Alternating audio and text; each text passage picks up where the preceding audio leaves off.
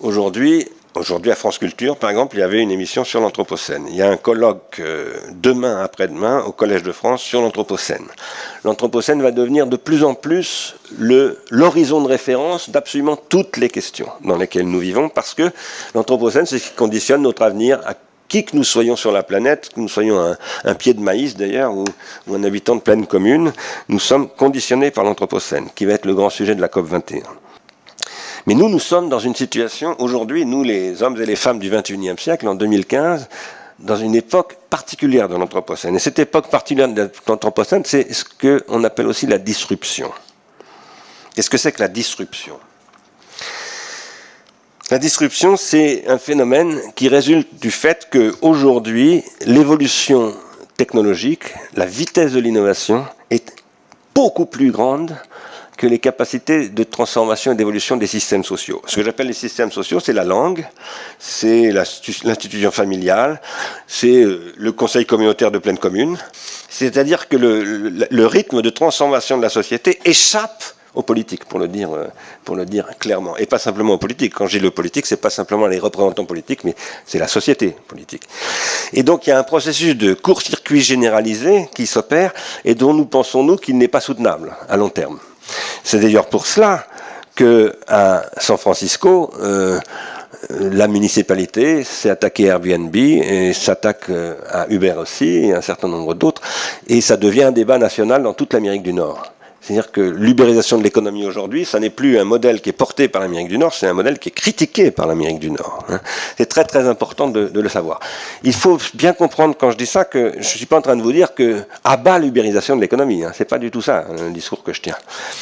Parce que par exemple, une question qui se pose, c'est comment créer des systèmes type Uber à l'échelle d'une communauté, par exemple, publique. Et il y a des choses très positives dans ces processus-là. Mais en revanche, il est très important de comprendre que aujourd'hui, tel qu'il se développe, ils tendent à court-circuiter absolument toutes les organisations sociales et qu'à partir de là, ils produisent évidemment une casse sociale considérable, pas simplement pour les chauffeurs de taxi, dans le cas d'Uber, etc. Ils remettent en cause en fait des modèles macroéconomiques fondamentaux. Par exemple, la fiscalité de San Francisco, etc. Et tout ça pose de très très grands problèmes. Et nous vivons la fin, vraiment les derniers instants, d'un modèle macroéconomique qui est apparu il y a 82 ans. Ce jour-là. C'est Roosevelt qui signe un certain nombre de documents qui font émerger, en 1933 donc, ce qui va permettre d'absorber un autre processus à l'époque de transformation sociale et technologique extrêmement important qui s'appelait la taylorisation et qui modifiait radicalement l'organisation de l'économie américaine et du monde entier très rapidement. Nous vivons nous-mêmes quelque chose du même ordre.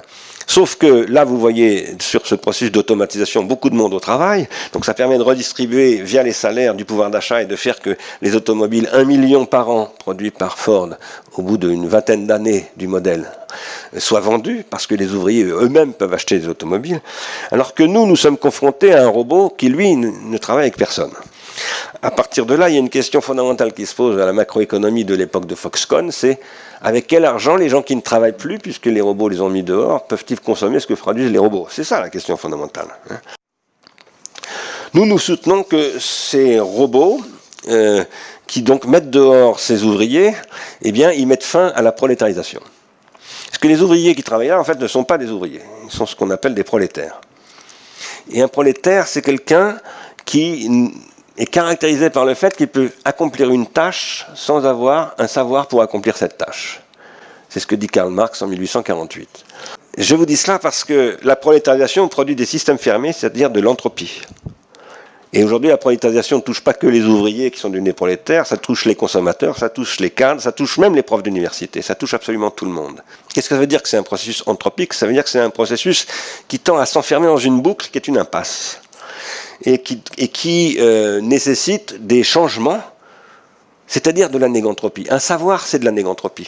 Quand un mathématicien développe un nouveau théorème, il produit de la négantropie, c'est-à-dire un élément nouveau. Ce que nous soutenons, nous, c'est que l'enjeu de l'automatisation et du numérique de demain, c'est d'utiliser les automatismes pour produire de la négantropie, c'est-à-dire de la déprolétarisation. Comment est-ce que c'est possible ? Eh bien d'abord parce que l'automatisation, ça permet de gagner du temps. Il y a deux possibilités s'il y a du temps gagné. Ce temps peut être alloué par exemple à la soumission à des programmes d'industrie culturelle ou de captation de l'attention qui vont vous prolétariser encore plus sur le plan en tant que consommateur, ou bien ça peut être un temps alloué au développement de vos capacités néganthropiques. Ce que nous soutenons à Ars Industrialis, c'est que c'est ce que font les intermittents du spectacle. Quand les intermittents du spectacle ne sont plus en production, quand ils n'ont plus de travail salarié, quand ils sont plus sur une prod, eh bien, ils ont un droit à fonctionner pendant un certain nombre de mois. Pour quoi faire? Pour développer leur capacité. Pas pour acquérir des compétences. Les compétences, ce sont toujours des compétences d'adaptation à un système.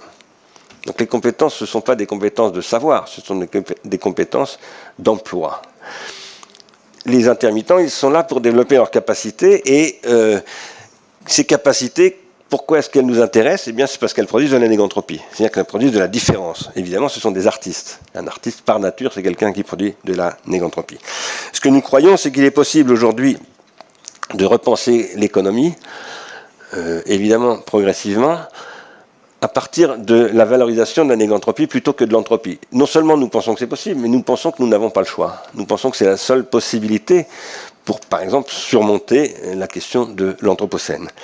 Et qu'à partir de là, la question fondamentale, c'est de réarticuler étroitement les territoires, qui sont des unités de vie économique, sociale, etc., éducative, les technologies, et en particulier les technologies de réseau, et des modèles économiques.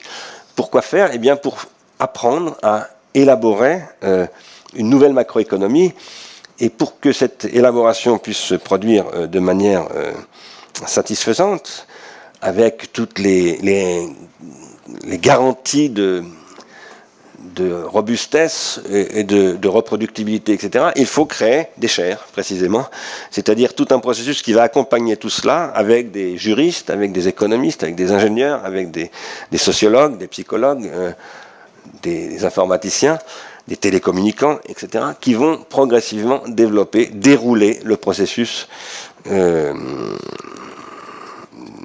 disons, au niveau macroéconomique et macropolitique, précisément. Voilà, je vais m'arrêter là. J'ai essayé de ne pas être trop long. Merci de votre attention. Ce que je proposais, c'était qu'on ait des questions plutôt à la fin, tout à fait à la fin. S'il y a quelqu'un qui a absolument besoin de poser une question maintenant, c'est pas interdit, cela dit. Mais s'il n'y en a pas, je passe la parole à Olivier. Je vais te laisser te présenter, Olivier.